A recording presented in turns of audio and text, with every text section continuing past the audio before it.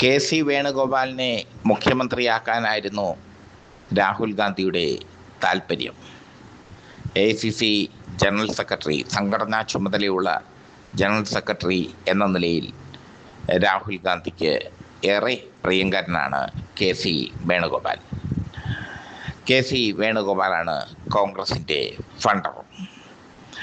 എന്തായാലും കെ.സി. വേണുഗോപാലിനെ മുഖ്യമന്ത്രി ആക്കുന്നതിൽ നിന്ന് രാഹുൽ ഗാന്ധിക്ക് പിന്തിരിയേണ്ടി വന്നു. കേരളത്തിൽ മുസ്ലിം ലീഗ് സതീശനെ പിന്തുണച്ചു. സതീശനെ മുഖ്യമന്ത്രിയാക്കാൻ ഹൈക്കമാൻഡ് നിർബന്ധിക്കപ്പെട്ടു. ഈ സാഹചര്യത്തിൽ ഇന്ന് കെ.സി. വേണുഗോപാൽ തിരുവനന്തപുരത്ത് എത്തിയിരിക്കുന്നു. തിരുവനന്തപുരം വിമാനത്താവളത്തിൽ എത്തിയ കെ.സിയെ സണ്ണി ജോസഫ് ഉൾപ്പെടെയുള്ള MLA-മാർ സ്വീകരിച്ചു. മുതിർന്ന കോൺഗ്രസ് നേതാവ് ബിന്ദു കൃഷ്ണ അടക്കമുള്ള MLA-മാർ കെ.സിയെ സന്ദർശിച്ചു. BD സതീശൻ കെ.സിയെ സന്ദർശിച്ചു. അടച്ചിട്ട മുറിയിൽ ചർച്ച നടത്തി. കെ.സി. രമേശിനെ കണ്ടതും വാർത്തയായി മാറി. മാത്രമല്ല, മന്ത്രിയാകാൻ തൻ്റെ പക്ഷത്തുള്ള രണ്ടുപേരുടെ പേര് കെ.സി. മുന്നോട്ട് വെച്ചു. IC ബാലകൃഷ്ണൻ്റെയും അൻവർ സാദത്തിൻ്റെയും. ഈ രണ്ടുപേരെയും മന്ത്രിയാക്കണം എന്നാണ് കെ.സിയുടെ ആവശ്യം. അത് സതീശന് അംഗീകരിച്ചേ മതിയാവും. മാത്രമല്ല, ആഭ്യന്തര വകുപ്പ് രമേശ് ചെന്നിത്തലയ്ക്ക് നൽകണമെന്ന സന്നിഗ്ധമായ നിലപാടും കെ.സി. വേണുഗോപാൽ എടുത്തു. ഈ സാഹചര്യത്തിൽ സതീശന് വെറും ഒരു മുഖ്യമന്ത്രിയായി തുടരേണ്ടി വരും. UDF രാഷ്ട്രീയം, കോൺഗ്രസ് രാഷ്ട്രീയം പണ്ട് AI ഗ്രൂപ്പുകളായിരുന്നുവെങ്കിൽ ഇന്ന് വ്യക്തി കേന്ദ്രീകൃതമായ ഗ്രൂപ്പുകളാണ്. പണ്ടത്തെക്കാൾ കലങ്ങി മറിയുകയാണ്. IC ബാലകൃഷ്ണനെയും അൻവർ സാദത്തിനെയും മന്ത്രിയാക്കണമെന്ന കെ.സി. വേണുഗോപാലിൻ്റെ ആവശ്യം KPCCക്ക് തള്ളിക്കളയാൻ പറ്റില്ല. കാരണം മല്ലികാർജുൻ ഖാർഗെയ്ക്ക് പകരം കോൺഗ്രസ് അധ്യക്ഷനായി വരാൻ പോകുന്നത് കെ.സി. വേണുഗോപാലാണ്. കെ.സി. വേണുഗോപാലിനെ സംബന്ധിച്ചിടത്തോളം കേരളത്തിലെ മുഖ്യമന്ത്രിയാകാൻ അദ്ദേഹം ആഗ്രഹിച്ചിരുന്നു. അതിനുവേണ്ടി അദ്ദേഹം മാറ്റുനോറ്റ് പ്രവർത്തിച്ചു. പക്ഷേ അവസാന ഘട്ടത്തിൽ അദ്ദേഹത്തെ വെട്ടിമാറ്റി BD സതീശൻ പക്ഷം. BD സതീശന് വേണ്ടി മുസ്ലിം ലീഗും ജമാഅത്തെ ഇസ്ലാമിയും ഒക്കെ തെരുവിലിറങ്ങിയപ്പോൾ, മുസ്ലിം ലീഗ് BDക്ക് വേണ്ടി സമ്മർദ്ദം ചെലുത്തിയപ്പോൾ കെ.സി. വേണുഗോപാലിന് പിൻവാങ്ങേണ്ട ഒരവസ്ഥ വന്നു. കെ.സി. മുഖ്യമന്ത്രി ആയിരുന്നെങ്കിൽ 6 മാസത്തിനുള്ളിൽ ഉപതെരഞ്ഞെടുപ്പ് നടക്കുമ്പോൾ കെ.സിയെ തോൽപ്പിക്കാനുള്ള തന്ത്രങ്ങൾ BD പക്ഷം മെനയുമായിരുന്നു. ഇപ്പോൾ കെ.സി. രമേശ് ചെന്നിത്തലയ്ക്ക് ഒപ്പമാണ്. രമേശ് ചെന്നിത്തലയെ ആഭ്യന്തര വകുപ്പ് ഏൽപ്പിക്കുന്നതിലൂടെ സതീശൻ്റെ ചിറക് വെട്ടിയരിഞ്ഞിരിക്കുകയാണ് കെ.സി. വേണുഗോപാൽ. മാത്രമല്ല, 2 വർഷത്തിനുള്ളിൽ മുഖ്യമന്ത്രി സ്ഥാനത്ത് നിന്ന് സതീശനെ മാറ്റാനുള്ള കളികളും നടത്തും കെ.സി. MLA-മാർ ഭൂരിഭാഗവും കെ.സിക്ക് ഒപ്പമാണ്. സതീശൻ്റെ ഗിമിക്കുകളൊന്നും കെ.സിക്ക് മുമ്പിൽ നടക്കില്ല. സതീശൻ ഒരു പാവ മുഖ്യമന്ത്രിയായി ഇരിക്കും. ആഭ്യന്തര വകുപ്പ് രമേശ് ചെന്നിത്തല ഭരിക്കും. ഇതിനെല്ലാം നിയന്ത്രിക്കുന്ന ഒരു വലിയൊരു റിമോട്ട് കൺട്രോളായി കെ.സി. മാറും. രമേശ് ചെന്നിത്തല അടക്കമുള്ള നേതാക്കൾക്ക് മുഖ്യമന്ത്രി രമേശ് ചെന്നിത്തല അടക്കമുള്ള നേതാക്കൾ ഇപ്പോൾ കെ.സിയോട് ആഭിമുഖ്യം പുലർത്തുന്നു. രമേശ് ചെന്നിത്തല മുഖ്യമന്ത്രിയാകണമെന്ന് ആഗ്രഹിച്ചിരുന്നു. മുഖ്യമന്ത്രിയാകാൻ പറ്റാത്ത സാഹചര്യത്തിൽ അദ്ദേഹം മന്ത്രിസഭയിൽ നിന്ന് വിട്ടുനിൽക്കുമെന്ന് തീരുമാനിച്ചിരുന്നു. പക്ഷേ അവസാനം അദ്ദേഹത്തിന് ആഭ്യന്തര വകുപ്പ് കൊടുത്തുകൊണ്ട്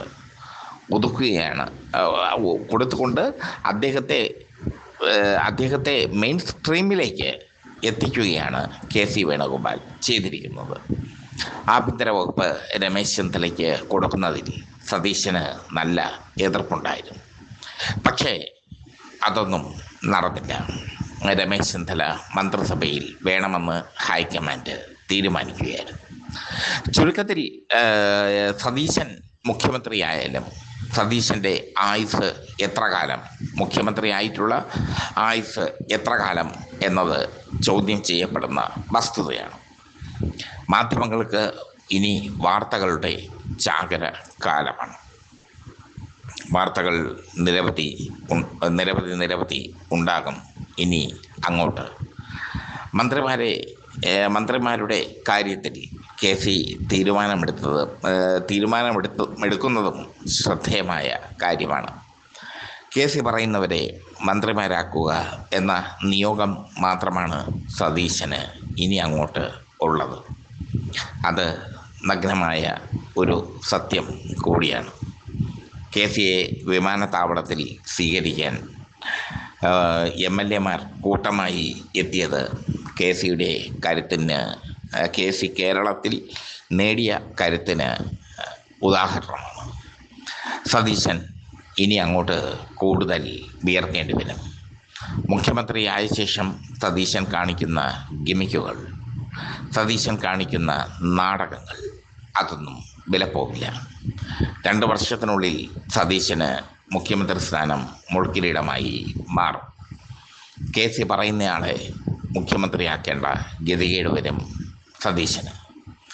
സതീശൻ്റെ മുഖ്യമന്ത്രി കസേര, ആ മുഖ്യമന്ത്രി കസേരയുടെ ബലം ഇപ്പോൾ KCയുടെ കാര്യത്തിലാണ്. മുസ്ലിം ലീഗിനെ ഇളക്കിവിട്ട് സതീശൻ കളിച്ചത് വല്ലാത്തൊരു കളിയാണ്. ജമാഅത്തെ ഇസ്ലാമി പോലുള്ള സംഘടനകളൊക്കെ സതീശന് വേണ്ടി തെരുവിലിറങ്ങി. KCയുടെയും ഉമ്മൻചാണ്ടിയുടെയും, KCയുടെ ഫ്ലക്സ് അടിച്ചു തീർത്തത് കുഴപ്പമില്ല, ഉമ്മൻചാണ്ടിയുടെ ഫ്ലക്സുകളും കൂടി അടിച്ചു തകർത്തു സതീശൻ പക്ഷം. എന്തായാലും സതീശൻ പക്ഷം വിജയിച്ചു.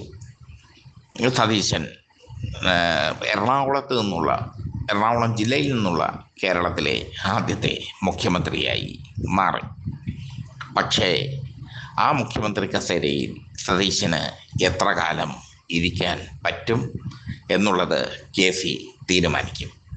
ആഭ്യന്തര വകുപ്പ് രമേശ് ചെന്നിത്തലയ്ക്ക് ഏൽപ്പിച്ചതുമായി വഴി KC വേണുഗോപാൽ ശക്തമായ ഒരു സൂചനയാണ് സതീശൻ പക്ഷത്തിന് നൽകുന്നത്.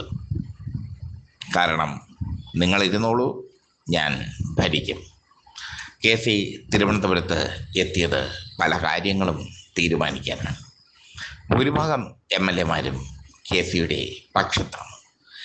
MLA-മാർ തീരുമാനിക്കുന്ന നേതാവിനെ മുഖ്യമന്ത്രിയാക്കുക എന്നതാണ് കോൺഗ്രസിൻ്റെ കീഴ്വഴക്കം. പക്ഷേ ഇവിടെ കോൺഗ്രസ് ഹൈക്കമാൻഡ് സതീശന് അനുകൂലമായി നിന്നു. അത് നമ്മുടെ പ്രതിപക്ഷ നേതാവായി കോൺഗ്രസ് MLA-മാർ തീരുമാനിച്ചത് രമേശ് ചെന്നിത്തലയായിരുന്നു. പക്ഷേ അവിടെ VD സതീശൻ രമേശ് ചെന്നിത്തലയെ വെട്ടി പ്രതിപക്ഷ നേതാവായി മാറി.